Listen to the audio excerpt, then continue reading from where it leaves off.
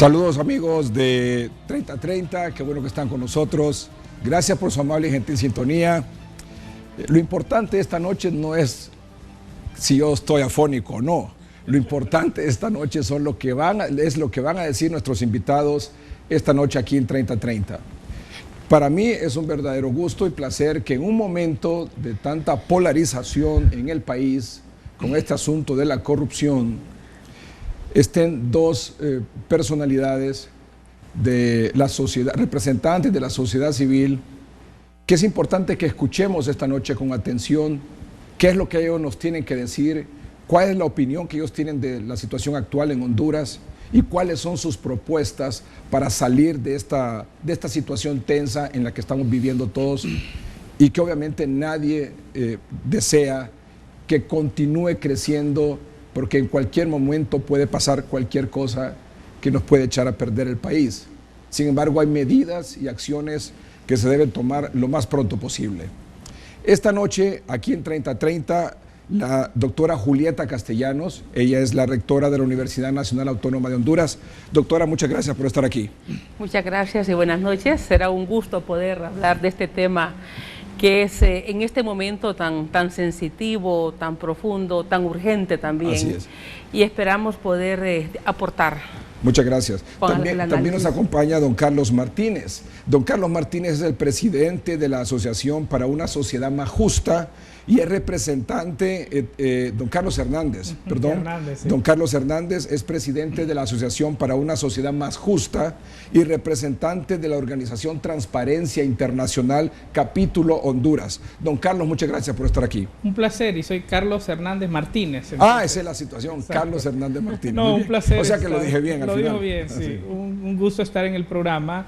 Sin duda alguna vivimos un momento especial en el país y creo que es importante que reflexionemos sobre este tema de la corrupción, sus causas, pero también en las salidas que debemos de buscarle como hondureños y tratar de que se reduzca la impunidad, pero que también se puedan reconstruir las instituciones y lograr una sociedad más justa. Claro. Doctora, ¿cómo ve la situación actual? Bueno, la situación actual tiene un detonante que es muy grave y es la corrupción en el Seguro Social. Creo que el tema de la corrupción en el país es un tema de larga data. En lo particular, he participado en unos 3 investigaciones académicas con el CEDO. Creo que tomamos el gobierno de Carlos Roberto Reina, el gobierno de Suazo Córdoba, todas las denuncias que salían, y nosotros fuimos identificando que había instituciones que reiteradamente estaban siendo señaladas por casos de corrupción, fundamentalmente aquellas que tenían que ver con procesos de compras. Luego con FOPRIDE también hicimos una investigación hace muchos años y el patrón se repite, o sea, la Secretaría de Salud, lo que en aquel tiempo era SECOP, las alcaldías. Otro tema, digamos, que aparecía con mucha frecuencia era de Hondutel, más recientemente, Conatel, pero en este momento, y creemos que nunca hubo por parte, del Estado, la voluntad clara, precisa, de que los casos de corrupción que señalaban y que algunos llegaron hasta los tribunales fueran investigados profundamente, fueran llevados a juicio, hubieran condenas. Y esto se fue convirtiendo en una práctica muy común entre políticos, funcionarios y empresarios. La corrupción no funciona si no es una trilogía, porque la corrupción es con el Estado, es el uso indebido de fondos públicos, es la apropiación indebida, es la malversación de fondos, es el desvío de fondos. Son fondos que se utilizan o que están destinados a un tipo de actividad, se gastan en otras actividades. Hay varias formas. Pero siempre está incluido, el Estado, hay funcionarios que lo permiten, hay políticos con influencias también que están siendo intermediarios. Si los políticos no son directamente los actores, ellos ellos se benefician por algunas, de algunas prácticas que realicen, y obviamente los empresarios. Digamos, creo que esta trilogía en el país, nunca el Estado se interesó realmente por poner los frenos, y creo que el caso del Seguro Social lo que evidencia es que no hay límites. O sea, cuando uno empieza a leer por la prensa cómo estos casos fueron dándose y cómo esa relación, esas redes, uno se da cuenta que a nivel de los que participaron de forma directa, como una de las personas que está señalada, como el doctor de Moselaya, uno se sorprende de los niveles, de la desproporción, de la magnitud. No hay límites. Y luego, cuando conocimos también los casos de empresas que vendieron ambulancias modificadas sin que tuvieran las condiciones básicas necesarias para el traslado de un paciente grave, cuando conocimos de que se sobrevaloraron, digamos, equipos médicos, cuando conocemos que los medicamentos no tienen las condiciones, digamos, farmacológicas para digamos, atacar una patología, uno dice, no hay límites. Esto ya se llegó a un nivel de desbordamiento tal, y creo que es el momento que se le ponga freno, pero un freno realmente que mande un mensaje claro, que mande un mensaje contundente, digamos, un mensaje rotundo. Y en este sentido nos parece que es la oportunidad que hay para que el país, digamos, revierta esta tendencia, digamos, de corruptela, para que el país y para que se exija, como se está haciendo, y se está haciendo de esta manera, para que se exija que el Ministerio Público investigue profundamente y a conciencia. Y creo que estamos en un momento, vamos, que es importante, porque estamos viendo un Ministerio Público que traía una lucha con el crimen organizado. Hemos visto la captura de alcaldes, hemos visto, digamos, otras acciones en este tema. Pero, digamos, también en el caso, digamos, de corrupción, yo creo que no habíamos tenido en el país un director de un instituto de seguridad social, dos viceministros del mismo partido. O sea, eso también, digamos, del mismo partido que está ahora en el poder. Y luego otros casos más. Nosotros hacíamos la lista de cuánta gente está judicializada en este momento, y vemos que inclusive con lo de Ciudad del Ángel también ahí hay, digamos, diputados que están con sus casos en los tribunales. Entonces creo que estamos en un momento donde no se puede dejar pasar este tema y otros temas más, porque aquí no es el caso de solamente señalar el Seguro Social. Eso es lo que ha, digamos, derramado el vaso, lo que este nivel de conciencia y esta indignación. Pero hay otros casos también que tienen que avanzar.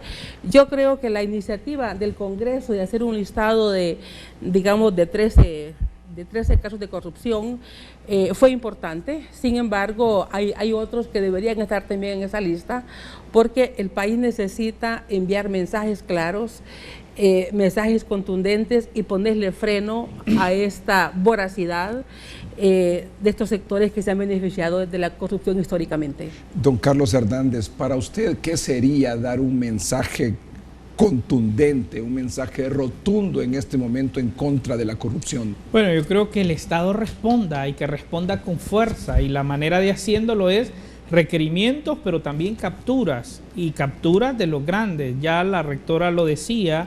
Mire, la corrupción penetró las instituciones, o sea, penetró todas las instituciones, y no solamente en la era democrática, porque si nos vamos un poco más atrás, en los regímenes militares, creo que todos sabemos que hubo una gran corrupción en el país, y esto se heredó una vez que entramos a nuestro sistema democrático, y de gobierno a gobierno la corrupción ha ido evolucionando. Obviamente ahora nos encontramos en algunos escenarios donde uno dice, parece que son más voraces, o sea, es una conducta insaciable. Insaciable. Sí. Mire, uno que está trabajando en el día a día con esto, vamos viendo cómo algunas prácticas han ido evolucionando y se han ido perfeccionando. Y a esto creo que es importante mencionarlo, nuestro sistema no ha tenido la capacidad de evolucionar con la misma rapidez como el crimen, porque esto es crimen organizado. El crimen organizado de la corrupción reacciona. Nuestras instituciones, que no hay coordinación, que muchas veces no hay organización en el mismo sistema para responder. Usted escucha cómo a veces desde el Tribunal Superior de Cuentas y la Fiscalía no siempre hay coherencia en lo que uno dice y lo que el otro. A veces uno dice que lo que hace uno, tratan de descalificarlo. Entonces, estas debilidades las aprovechan estos sectores para poder hacer la corrupción. Por lo tanto, nosotros decimos, este es un momento especial, es un momento único, tenemos que aprovecharlo como hondureños para tratar de reconstruir nuestras instituciones, fortalecerlas y combatir frontalmente estos actos criminales, independientemente del nivel social, del nivel político que tengan los responsables. Pero lo que necesitamos y lo que el pueblo quiere ver es que se castigue a los responsables. Mientras no se castiga a los responsables de la gran corrupción en el país, difícilmente vamos a poder avanzar en esta lucha, en este esfuerzo contra la impunidad. ¿Qué opinan del informe que dio la Comisión Multipartidaria del Congreso Nacional? Bueno, yo vi los debates en que estuvieron los diferentes diputados que integraban la comisión, escuché al exfiscal general Edmundo Orellana de opinar sobre las limitaciones que tenía la comisión nombrada en el Congreso. En realidad yo esperaba lo que ellos hicieron, porque ellos no eran una comisión investigadora de cada caso. Lo que ellos tenían como mandato era conocer el estado de los procedimientos en los 13 casos que seleccionaron. Ellos lo que iban a decir es si había habido una actuación, digamos, diligente, o si había existido, digamos, retardo injustificado. Y creo que el informe es lo que hace. El informe plantea que hay órdenes de captura que no se han ejecutado. Ahí no es culpa del Ministerio Público, quien captura es la policía, es la oficina. Que hay otros casos que han estado un tiempo que no se justifica en los tribunales sin respuestas. Entonces, para mí el informe era lo esperado. Yo no esperaba más, porque yo sé que si ellos hubieran dicho nombres de otras personas que todavía no estaban judicializadas, si ellos hubieran mencionado casos, ellos hubieran, digamos, claro, incurrido en falta, claro, o no sé si en otra cosa más, sí. Porque eso hubiera sido como alertar a las personas cuyos procesos están o cuya investigación todavía está inconclusa. Hubiera sido como dar señales de lo que podía venir. Yo escuché algunas opiniones de algunos diputados, inclusive que estaban en la comisión, que me parece que a última hora, tal vez ellos, para no tener una opinión desfavorable frente a sus seguidores, ellos mismos no avalaron del todo el informe, aunque lo que se opusieron fue más que todo al hecho de que no se incluyó una solicitud que habían hecho, y era de pedir una CICIG para Honduras, pero yo no esperaba más que eso, claro, porque no era una comisión investigadora. Igual, yo lo había dicho antes, yo creo que la expectativa nuestra, por lo menos como institución, era lo que la comisión hizo. La comisión no tenía facultad de investigar, la comisión lo que tenía que hacer era ver los avances y los obstáculos. Sin embargo, creo que hay que reconocer, y para mí eso sí es positivo, que raras veces había pasado antes, es que todas las fuerzas políticas representadas en el Congreso hablan de la corrupción. O sea, la corrupción es real, la corrupción no es de un partido político en particular, sino que todos esos diputados que formaban parte de esta comisión tuvieron la oportunidad de conocer distintos casos, pero también los obstáculos. Y mire, en los obstáculos que hay ahí nos damos cuenta que no solamente es una institución, o sea, los obstáculos no solamente están en el Ministerio Público. Ya se decía, el Ministerio Público tuvo algunos requerimientos, pero que nunca se libraron orden de captura. Otras es que se libraron las órdenes de captura, pero nunca la Secretaría de Seguridad las ejecutó. Entonces, ahí nos damos cuenta, y la pregunta es, ¿por qué no se ejecutaron? ¿O por qué no se libraron las órdenes de captura? Entonces, ahí se confirma lo que decíamos antes, hay un problema en todo el sistema. Y por eso en este momento, cuando estamos hablando de que tenemos que aprovechar este momento, no podemos enfocarnos solamente en el Ministerio Público. Hay que fortalecer al Ministerio Público. Necesitamos un Ministerio Público ágil, transparente, veraz, un Ministerio Público que goce de la credibilidad del pueblo hondureño para sancionar el delito, pero también necesitamos un poder judicial que tenga la misma capacidad. Necesitamos tener jueces, por ejemplo, especializados en casos de corrupción, que es una debilidad que nosotros hemos venido observando, y bueno, también necesitamos investigadores de casos de corrupción, que es otra falencia que tiene el sistema. Es importante que entre los diputados hay algunos que están imputados. Para el caso, nosotros en este listado que hacíamos, en aquellos días que circulaba y que algunos diputados inclusive llegaron a plantear que el señor fiscal general podía ser sustituido, que había ahí un conato. ¿Qué opina usted de eso, de la petición de interpelar al fiscal general? Mire, yo lo que voy a referir, o sea, a lo que me voy a referir es que cuando nosotros mirábamos todos los diputados o parientes de diputados que están imputados, hay de todos los partidos prácticamente. Entonces, digamos, sí mirábamos que había una atmósfera en el Congreso que no era favorable al Ministerio Público. Y recordábamos el caso inclusive de Ciudad del Ángel, que uno de los diputados que es del Partido Nacional, el señor Abdalá, creo que es, ¿no? Sí. Está imputado. Luego el asistente de la, el suplente de la diputada Dori Gutiérrez también está imputado por el mismo caso. Entonces, en ese sentido... ¿Que es del Pino? Sí, digamos del Pino. Luego hay otros digamos, diputados que por otras causas, sus parientes, sus hermanos. Entonces, viendo nosotros ese panorama, cuando el diputado, digamos, Darío Vanegas dio una declaración donde planteó que probablemente venía una remoción en la fiscalía y se planteaba lo del fiscal adjunto y que iban a llegar a un acuerdo. Dijimos, aquí se viene otra crisis, ¿verdad? Y bueno, y sí habrá muchos diputados que están inconformes porque ya sea ellos mismos, sus parientes tienen algún nivel de imputación en los tribunales.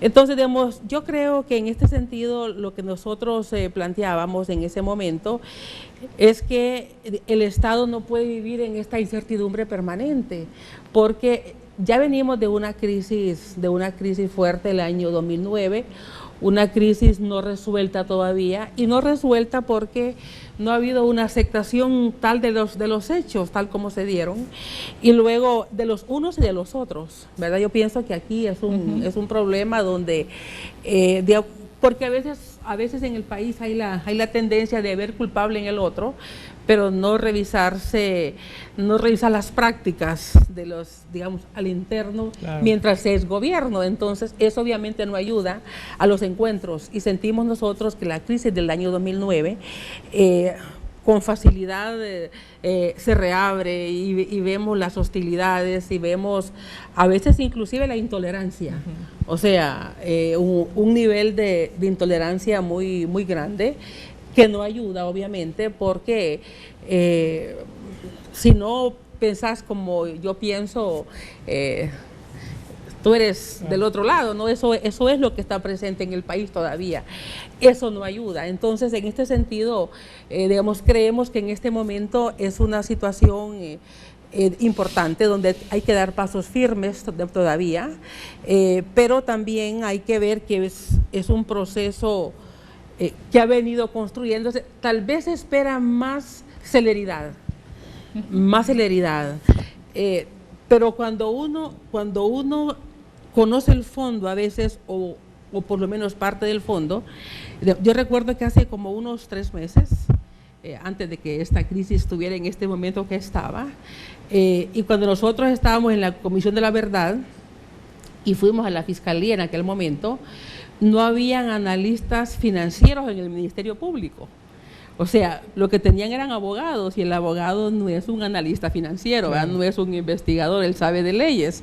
Entonces, cuando preguntábamos nosotros por los casos de corrupción del periodo Zelaya y del periodo, digamos, de Micheletti, no habían respuestas. Y decían, no, si es que tenemos la información, pero ¿quién nos la analiza?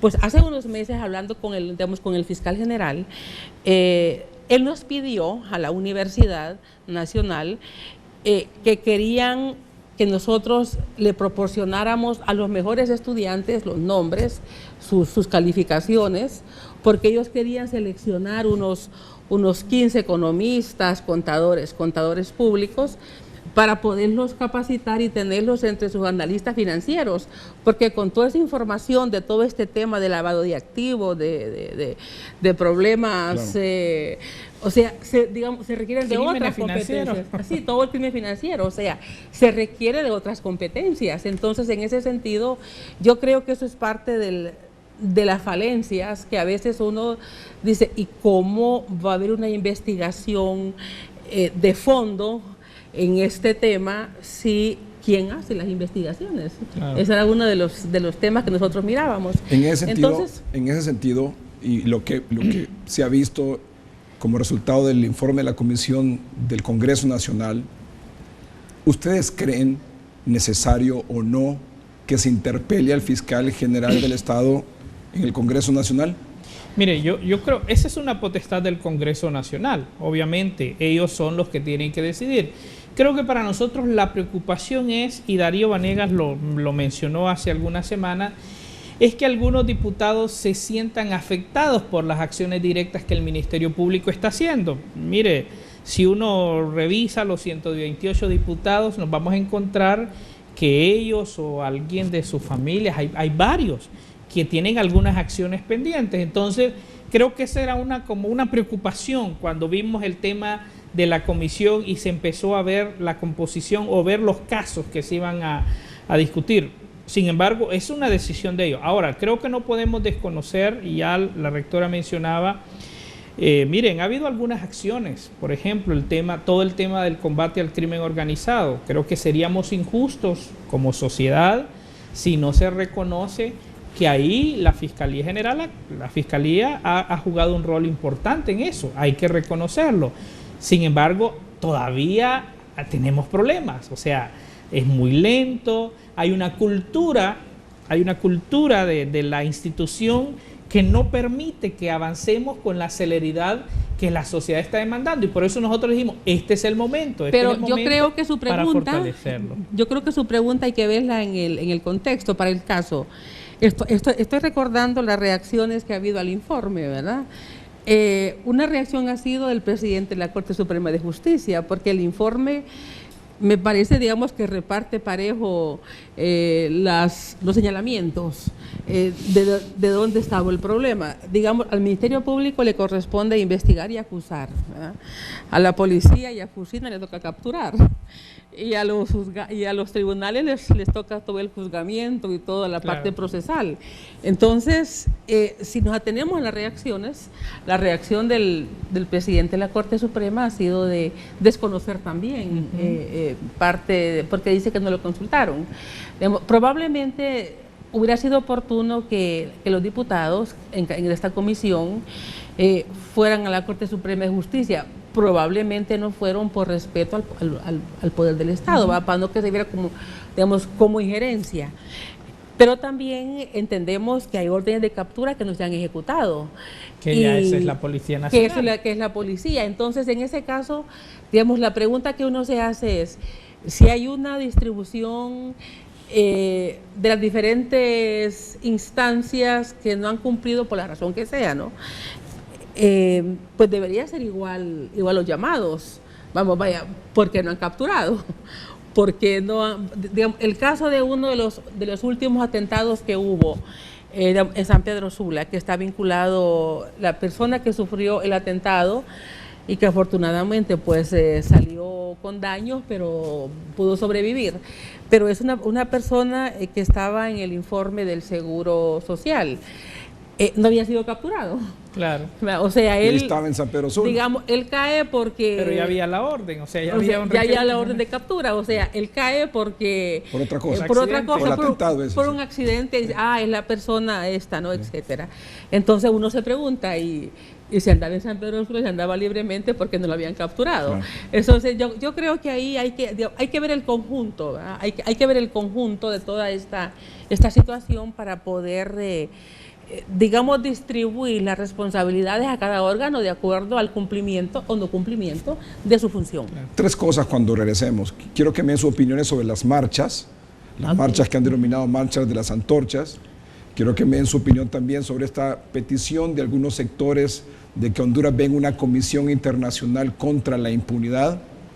Y por supuesto también el tema del que algunos sectores políticos o no de oposición estén pidiendo o exigiendo en las calles como parte de los temas de la marcha la renuncia del presidente Juan Orlando Hernández. ¿Cuándo regresemos?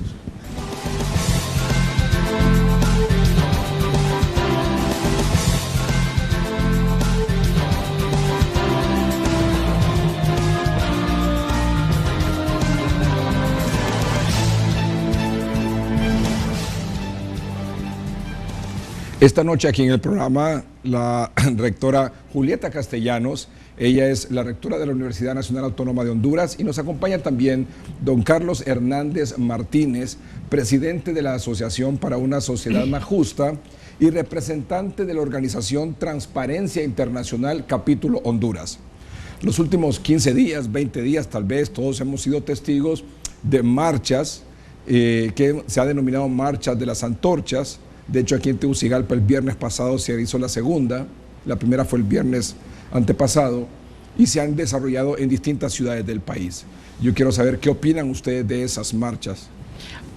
No, bueno, tal vez decir, mire, es muy positivo. Yo creo que la expresión del pueblo hondureño, su indignación hacia la corrupción, creo que es muy, muy positivo. O sea, no habíamos visto algo similar en el país, y creo que tenemos que celebrarlo. O sea, el que la corrupción... Me dice usted que es algo positivo para el país y que hay que celebrarlo. Exacto, que el tema de la corrupción le estamos dando importancia, y que no somos indiferentes, que no volvemos la mirada a otro lado frente a toda la situación de corrupción que en el país, eso es positivo.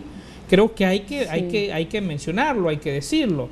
Ahora bien, hay que buscar los mecanismos cómo enfrentamos el problema, porque sí, la marcha es una expresión y hay que hacerlo, y es responsabilidad del gobierno escuchar el clamor del pueblo que está diciendo basta ya, no queremos seguir viviendo en un clima de impunidad, no queremos seguir viviendo en medio de la corrupción, y bueno, que hayan respuestas, y el gobierno le corresponde, al Estado le corresponde responder con contundencia, porque la cuestión es... Mira, yo digo, la corrupción en Honduras es un cáncer con metástasis que también tenemos que ser muy finos para extirparlo también, porque penetró todas las estructuras del país. Y ya lo decía la rectora antes, ha habido una alianza malvada entre malos políticos, malos empresarios, malos funcionarios, y eso penetró, y entonces estas marchas evidencian eso, pero hay que tener una respuesta contundente para enfrentar el problema. ¿Usted cómo las mira? Mire, yo creo que son legítimas, o sea, es un repudio legítimo, y creo que finalmente la gente reaccionó frente a este tema. Año tras año, desde que conocimos los informes de Transparencia Internacional, Honduras siempre estuvo en los 3 primeros lugares de mayor percepción de corrupción. Gobierno tras gobierno han habido casos muy sonados, a veces con mucha difusión, otros de forma velada. Todos hemos observado que ha habido funcionarios que se han enriquecido, y la gente era indiferente a este tema, y creo que esa indiferencia fue lo que hizo posible que la corrupción se expandiera tanto. ¿Pero cree usted que llegó el momento de que esa indiferencia se acabó? Esa indiferencia, digamos, se acabó, y a mí realmente me siento bastante, digamos, impresionada de forma positiva, porque si nosotros vemos, la gente asegurada en el país es muy poca, no sé cuántos miles, 700,000.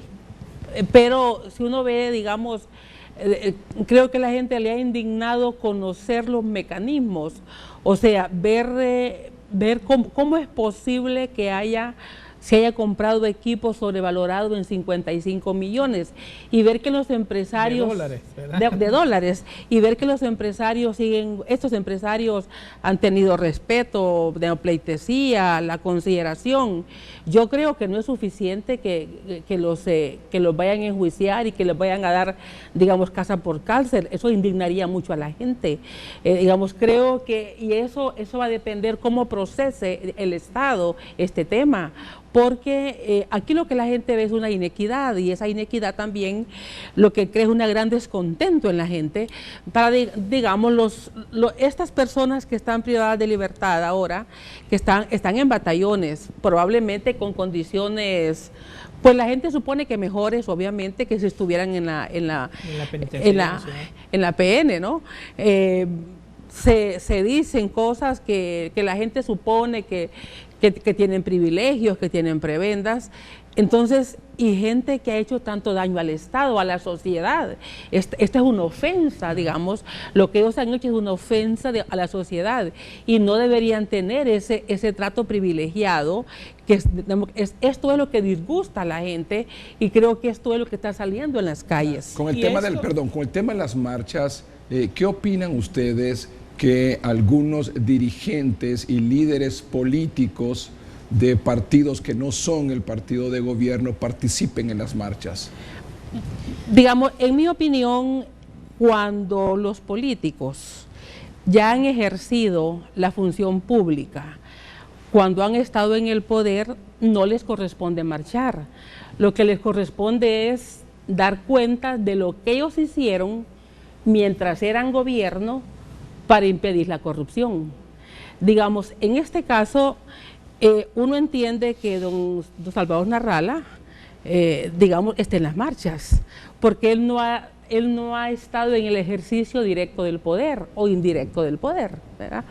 U otros políticos que tampoco han estado en el poder, pues es legítimo porque igual se sienten indignados.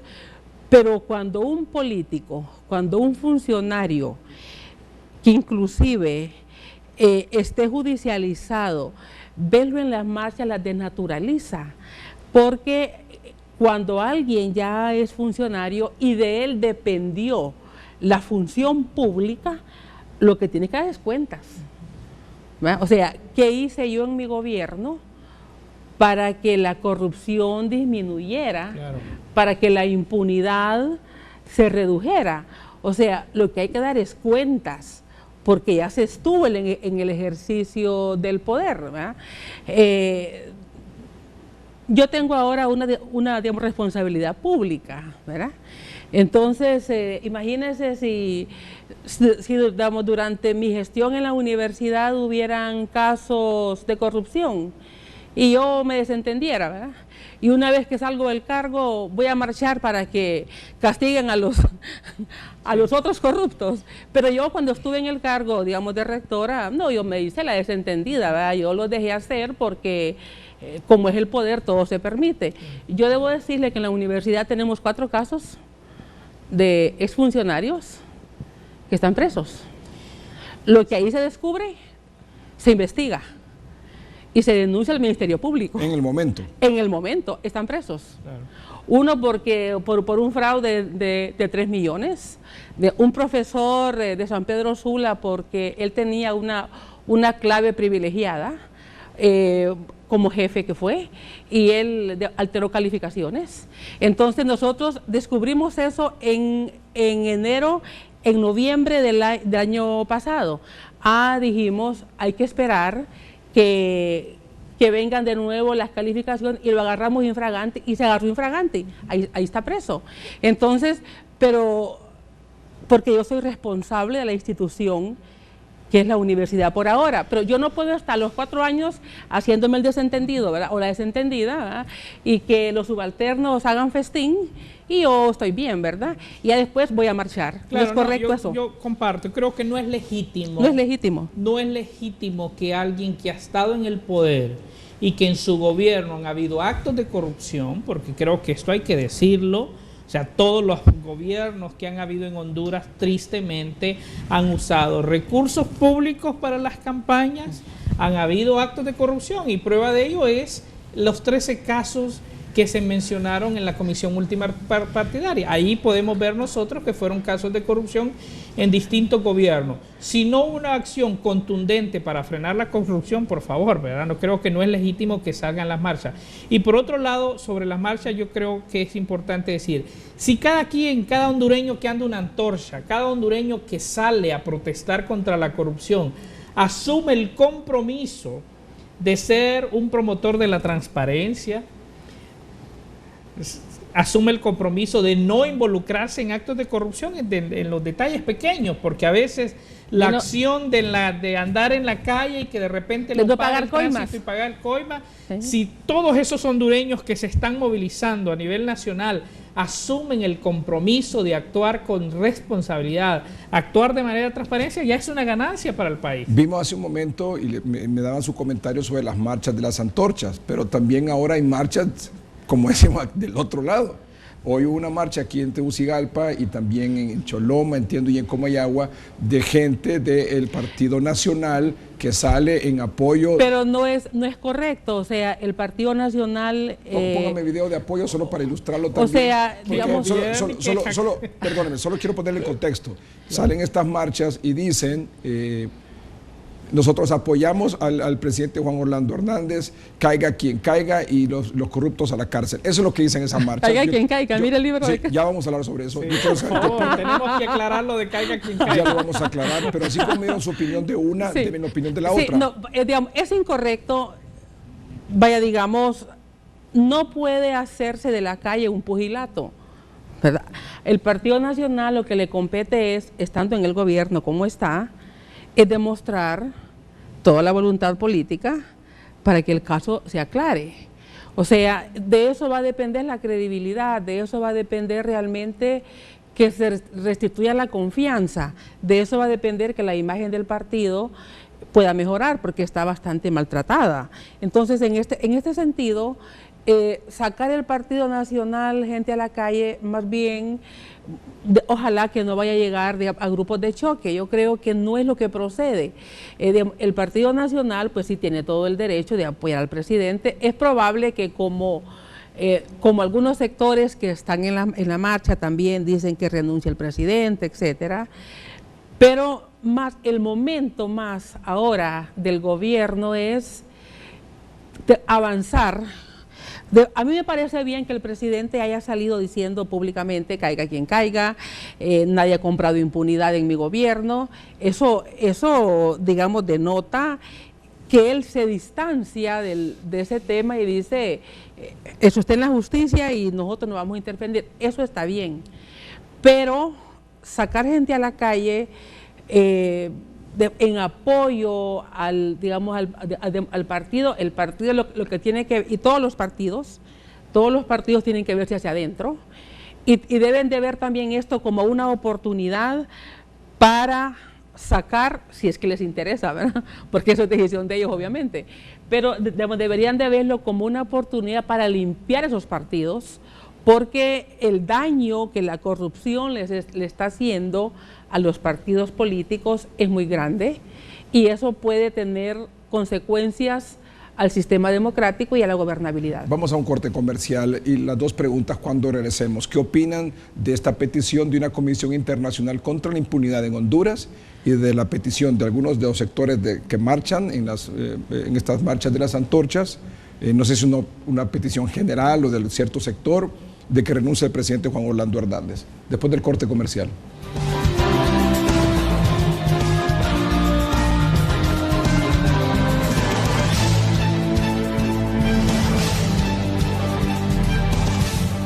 Esta noche en 30:30, la rectora Julieta Castellanos, rectora de la Universidad Nacional Autónoma de Honduras, y don Carlos Hernández Martínez, presidente de la Asociación para una Sociedad Más Justa, representante de la organización Transparencia Internacional, capítulo Honduras. Usted quería decir algo sobre el tema de las marchas, lo tuve que interrumpir para ir a un corte comercial.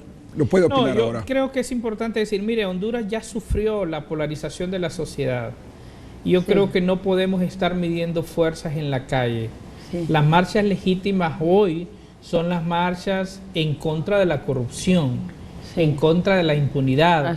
Aquellas marchas que dicen que el sistema tiene que actuar con diligencia y sancionar al corrupto. Pero si empezamos a medir fuerzas, creo que eso es muy peligroso. Particularmente no lo comparto. Creo que es un mensaje que no contribuye al fortalecimiento de las instituciones, que es lo que buscamos, pero más importante, a la unidad de la familia hondureña. He escuchado decir en esas marchas que ven, y algunos dirigentes y líderes políticos, que venga una comisión internacional contra la impunidad. ¿Qué opina usted? Brevemente, por favor. Creo que es una petición legítima, tomando como referencia el ejemplo de Guatemala. Sin embargo, creo que es muy importante que las personas que están en la calle y que los líderes también puedan informar qué es una CICIG, cómo funciona, cómo se instala en el país. Miren, en el caso de Guatemala, desde que se hace la petición hasta que se instala, se hace después de 3 años después, o sea, del 2004 al 2007. Para o sea, que no venga una comisión inmediata. Internacional contra la impunidad en Honduras. Desde que se pidió 3 años. Porque eso, ¿a quién se le pide? A Naciones Unidas, pero creo que es importante decir, el caso de Guatemala es la única experiencia en el mundo que tiene Naciones Unidas de una comisión contra la impunidad, es en Guatemala. Luego de 3 años, procesar la petición, la instalación, el nombrar personal, en el caso de Guatemala como 80 personas extranjeras, buscarlo. Ese es un proceso largo. Nosotros estuvimos en Guatemala como el 2011 y nos reunimos con la CICIG en Guatemala,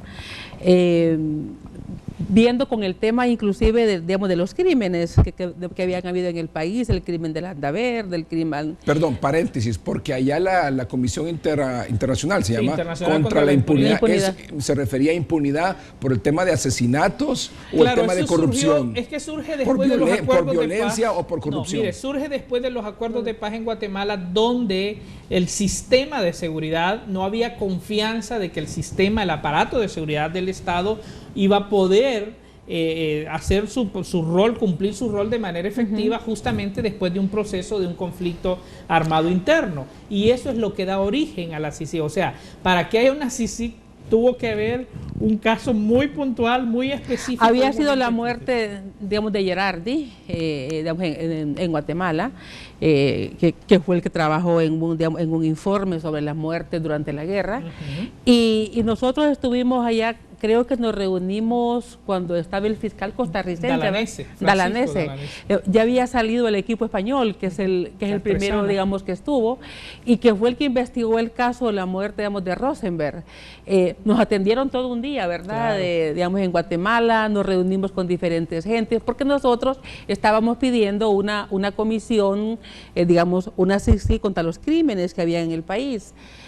Lo hablamos con él. Usted fue en 2011 a Guatemala. Fuimos a Guatemala para solicitar algo así para Honduras. Sí, nosotros fuimos a conocer cómo la CICIG había funcionado en Guatemala. Y en base a ese conocimiento, ¿usted llamaría una CICIG para este caso de corrupción? Mire, es muy importante, digamos, es muy importante porque sobre todo eso pasa cuando no hay, o sea, se pide una comisión internacional cuando no hay confianza en las instituciones. Nosotros veníamos del caso de los asesinatos, digamos, en el caso de mi hijo y Carlos David, en el caso de Landaverde, en el caso de Villatoro y otros más, digamos, que habían muerto, y que nosotros mirábamos que no había investigación, que no había investigaciones hacia los actores intelectuales, que solo se capturaba, o sea que batallamos y batallamos. Fuimos a Guatemala y nos reunimos con la CICIG en Guatemala, todo un día, creo que fueron 2 días, sí, que estuvimos, 3 días. 3 días estuvimos, yo ni me acuerdo ya cuánto tiempo fue, pero nos reunimos con varias gentes. Ahora, ¿cuál es el mecanismo? Solo el presidente puede pedir eso a Naciones Unidas. Eso ayer lo dijo la señora León Vidal. Luego Naciones Unidas pasa un tiempo, tiene que buscar los fondos para financiarlo. Lo que nos dijeron a nosotros en Guatemala es que había tardado 3 años prácticamente desde que se pidió hasta que se instaló. No sé si ellos tenían acceso a todos los casos. Cuando nosotros fuimos ya había salido el equipo español y estaba el exfiscal costarricense, la estaba, digamos, dirigiendo. Creo que lo trajimos después aquí a algún evento, ¿verdad? Sí, sí, él estuvo en Honduras después en un evento. Es muy importante cuando no hay confianza en las instituciones, sobre todo en aquellos casos también donde hay muchos intereses de por medio y la gente duda de que no vaya a salir bien. ¿Cabe aquí actualmente? ¿Cabe? Podría caber. Podría caber, pero lo que ocurre es que es un proceso largo. Pero si vamos a pedir una comisión esa para combatir la corrupción, ahora. La gente lo quiere ahorita. ¿De aquí a 3 años? Nosotros estamos diciendo... Ese fue el caso de Guatemala, ¿verdad? Es lo que estamos contando de Guatemala. Nosotros lo que estamos diciendo es, mire, esto puede pasar varios tiempos y eso es al margen de eso, si decide el presidente solicitarla, al margen de eso nosotros sí creemos que es importante fortalecer capacidades ahora y que necesitamos investigar con celeridad los casos hoy y que se debe buscar un mecanismo. En este sentido nosotros estamos proponiendo el que puedan venir al país fiscales de otros lados del mundo, especialistas, acompañar y apoyar las acciones que se están haciendo. Rápido. Eso en 2 meses, 3 meses estaría, podía ser la misma Naciones Unidas que podía apoyar ese esfuerzo y por otro lado que haya también una comisión ciudadana para monitorear, porque la cuestión es esta, mire Edgardo, yo creo que es importante decir, hemos sido muy indiferentes y al final los últimos años es un grupo muy reducido que hemos estado presionando, pero que la sociedad en general a veces ha sido muy indiferente para dar seguimiento a los casos de corrupción.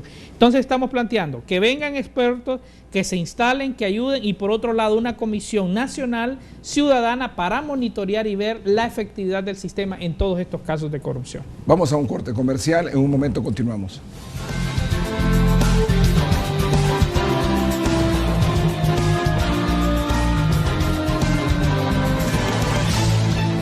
¿Qué opinión tiene don Carlos Hernández, rectora, brevemente, por favor, sobre esa petición de renuncia Juan Orlando Hernández que hemos visto y escuchado a través de estas marchas de las antorchas?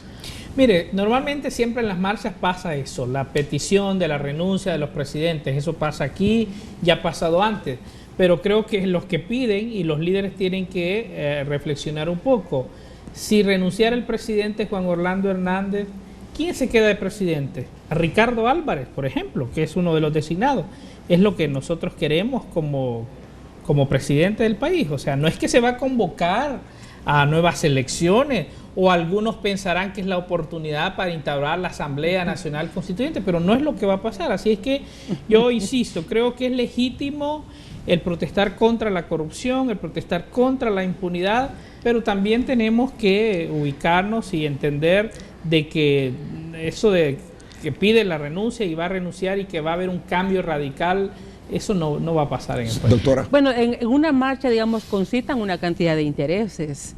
Estaba viendo que en las marchas habían mantas contra los femicidios, habían mantas, digamos, hubo peticiones para que hubiese, digamos, vivienda, para que hubiera empleo. Habrán otros que piden otras cosas. Lo que llama es la corrupción, pero el país tiene en realidad tantos problemas que todo el mundo pues quiere manifestar su descontento, y en el caso de los que piden la renuncia del presidente Juan Orlando Hernández, ha sido algo que han pedido desde que tomó posesión, ¿verdad? Y creo que ¿Usted alguna vez en la calle pidió la renuncia de algún presidente? No, fíjese. No, ahora estoy hablando de... No, fíjese que yo fui dirigente estudiantil, sí, por eso le decía, en la escuela superior.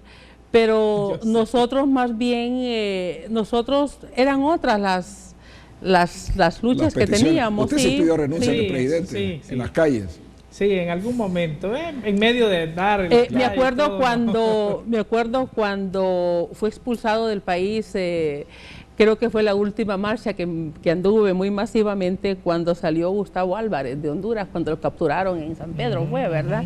Que todo el mundo salió a la calle con mucha fuerza, ¿verdad? Recuerdo que era una marcha enorme, ¿verdad? Pero la gente cree que con que renuncie uno el problema se resuelve. En este caso decía, va a asumir un designado presidencial, claro, no es que se van a convocar elecciones y esas cosas. Sí, pero siempre pasa que en una marcha, bueno, en la universidad, cuando hay una protesta de los estudiantes, pide que renuncie yo, ¿verdad? Sí. Entonces, bueno, creo que andaban también diciendo, diciendo en la marcha que renunciara. También. Ya ves. ¿Y va a renunciar? Porque lo pide. Aquí está este libro, el nombre Caiga quien caiga. La historia íntima de cómo se desmontó la mafia fujimontesinista. Este es un libro que fue publicado en Perú, que precisamente fue escrito y publicado por el responsable de desentrañar toda la corrupción en el gobierno del expresidente Alberto Fujimori en la década de los 90 en Perú. Sí. Y este término de caiga quien caiga, pues ha pasado de estar en la portada de este libro y en relación a este tema puntual de Perú, a ser un eslogan ahora aquí en Honduras. Y el escritor de ese libro es el presidente de Transparencia Internacional. Y yo quiero que me hable sobre esto y el caso Honduras después de la pausa comercial. ¿Por qué lo están usando ahora? Perfecto. ¿Y por qué lo usa ahora el presidente? Si es que usted se lo dio o cómo es que funciona esto. Ya regresamos.